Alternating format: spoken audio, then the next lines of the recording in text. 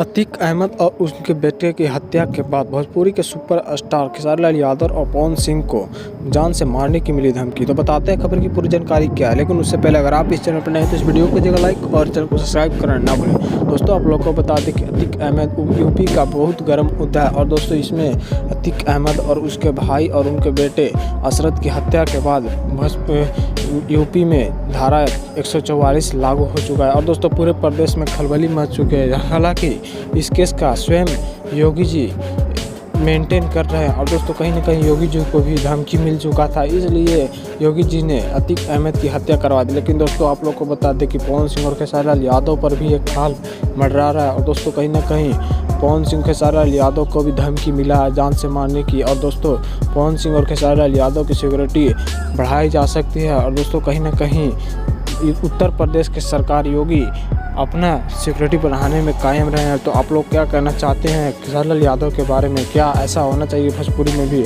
और दोस्तों अगर ऐसा होगा तो क्या होगा भोजपुरी का हाल? आप लोग कमेंट बॉक्स में ज़रूर बताएं।